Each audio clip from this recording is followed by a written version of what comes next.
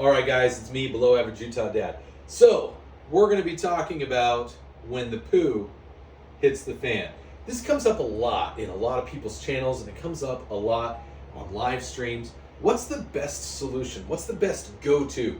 Everybody talks about, oh, if you can only take one rifle. First of all, that scenario doesn't exist. Like, I'm going to take what I need to take to have the best chance of survival, to have the best chance of being successful. What does that look like to me? Am I an expert? No. Am I an enthusiast? Do I have maybe a different type of background that maybe gives me a little bit of insight into why my perspective might be a little different, might be a little better than somebody else's? That's up to you to decide.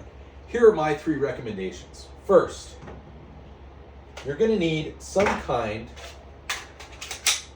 of Glock variant.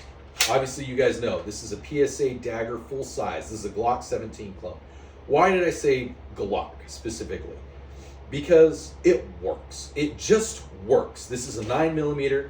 9mm is going to be probably the most prevalent round that is a practical round when you need to use something and that you're going to find out there. The only other round that might be a close second that's practical in use is 45 ACP. So, honorable mention, maybe a 1911 or better, a Glock variant 45 ACP. So, first choice, 45 or 9mm Glock. Second choice, 45 ACP if that's what you've gone with. In my case, it's going to be this puppy. It might be this puppy. This is my everyday carry, but more than likely, it's going to be the full size. And I don't know if I'm going to go with these long mags. I'm probably going to go with something a bit more compact, something a little bit more practical for the Glock. Second choice, it's going to be a standard AR-15. Why am I going to go with a standard AR-15? And something with either a small variable scope or a fixed prism scope that does like 4x32, like an ACOG style scope. Why? Because with an AR-15, I've got a round that is reasonable at hunting. I can reasonably use it for a practical purpose. It's great at standoff. It's great at personal defense. It's fairly lightweight. You can carry lots of ammo for it. And the AR-15 platform here in the US is just so prevalent and so readily available. If something goes wrong, all I got to do is pop the pins and swap the upper, and I've got a couple of different solutions that I can go with. This is mine. It's an Anderson lower. You can see here, I've got my, well, you can't see it, but it's an Anderson lower. Poverty Pony, they don't make it anymore. I know what I've got, so if you're interested, just let me know on another avenue. But really great solution, really easy to use, low recoil, all the different reasons that everybody always says, I'm going to take an AR-15. I'm going to take some kind of AR. Now, is there an argument to be made about possibly going up to an AR-10 and 308? Yeah, there is a potential argument to be made, but is it practical? You're going to find 5.56 and 2.23 a lot more easily. You want to go with something that's got a 2.23 wild barrel. You get a lot more versatility. You get a lot more just practical use out of that between 2.23 Winchester or 5.56 ammo, NATO. So there's just a lot more support here in the United States. If you're one of my global followers, maybe this isn't the solution for you. Maybe you're going to go with something like an AK-47 because you're in Europe or Africa, and it just makes more sense to go with this platform because it's more readily available. But even in Europe and Africa, NATO style rifles, pretty prevalent. A lot of them have AR-15 compatible magazines, and 5.56 is a NATO round. It's readily and easily available. AR-15 is going to be the most important rifle from your kit or tool that you're going to take with you in your kit is going to be the AR-15. Now, what is the final answer? You guys all know what I'm going to say. I'm going to say the SKB shotgun. That's right. I'm going to go with a pump action, longer barrel shotgun. A lot of you are going, why wouldn't you choose the Mossberg? Okay. This is a pretty heated debate. And there's a couple reasons why.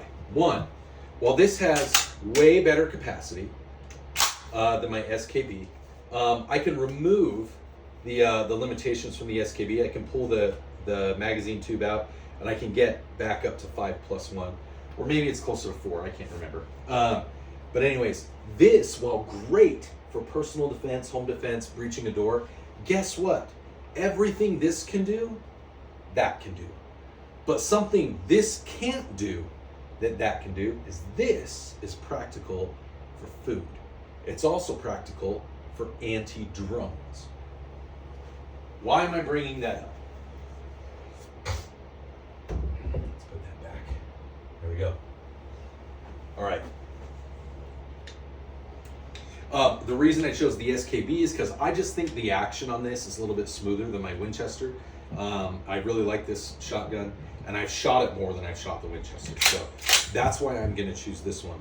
I think the overall controls, the pump release right here, I just think it's a better shotgun. Choosing between the two, I think this is a better shotgun. Now, why am I going with something that is a long, big old honking hunting shotgun, bird shotgun? Well, there's the answer. I can shoot slugs out of this if I find slugs. I can shoot buckshot out of this. It has a long enough barrel that if I need to go hunt fowl, I can hunt fowl and it'll work well. If I need to use it in a defensive situation, at long range or shorter range, this is still going to be an effective shotgun. The longer barrel is going to give me better performance or better grouping up close, but it's also going to give me better grouping far away. If you're in a situation where you're having to worry about drones, a bird gun is going to be more effective against something the size of a bird than a home defense shotgun. This is an 18.5-inch barrel. This is a 26-inch barrel. This is going to give you more overall versatility. Now, does this weigh more? It does. So you're sacrificing a little bit in convenience of weight for practicality of use. So I'm going to go with this particular shotgun, my hunting shotgun, my SKB. Now, if you've got something that's semi-automatic, if you got something like that, you can go that route. Again, I'm going to go with a pump action. Pump action is reliable, it's known to function, and there are enough parts and ways to repair a pump action shotgun that are not proprietary in their overall general function that I think is a better solution than a semi-automatic shotgun that might have a specific type of system associated with it that isn't as compatible. So, what does this all mean? AR-15, your first firearm. If you have to bug out, if you have to go, you're limited in what you can take.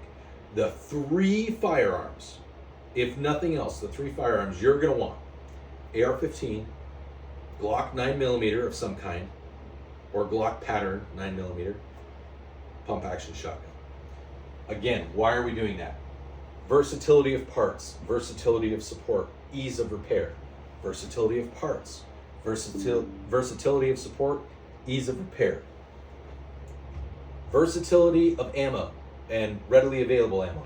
Readily available ammo. Readily available ammo. Versatility of use, versatility of parts, versatility of repair.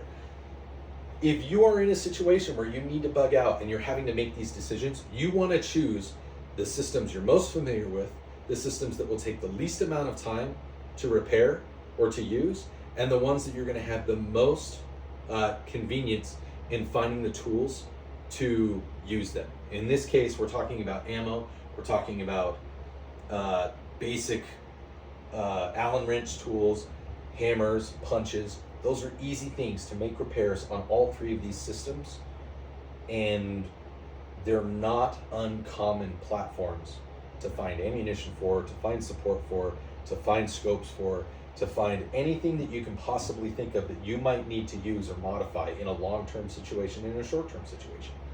These are the best. These are the 3 best, in my opinion, not an expert, just someone who has a little bit of a practical background and experience in preparing for things like this, and knowing what makes sense. These 3 tools: Glock 9mm, AR-15 platform, specifically with a 223 Wild barrel, so that you can be versatile in the type of ammo that you find, whether it's 223 Winchester or 5.56. You're not sacrificing performance from either one of those rounds. And then a 12 gauge shotgun. Specifically, I'm going to go with a bird hunting shotgun, something with a longer barrel, and probably something that's a pump that's easily convertible into a longer magazine tube if I need to, and then something that I know is probably not going to break. I don't have to worry about gas recoil systems and things like that. So that's my take. I hope that you guys enjoyed this. I hope this makes sense to you. If you have a different opinion or if you have a different take on it, please feel free to express that to me. Some honorable mentions, as I said, AK-47, depending on where you are, 1911 or Glock style 45 ACP firearm. The only other honorable mention that I don't have here on the table that I would reasonably consider is a revolver, just because ease of use, ease of function, high abundance of ammo that's available for those things, either in 357 or in 44 Magnum. Those are the only two practical revolver rounds that I can reasonably consider that would make the revolver more of a contender. But more than likely, Glock, AR-15, 12 gauge shotgun. You have a great day. Love you. Thanks for watching. Always stay zesty. Always carry every day. Always carry with a round in the chamber.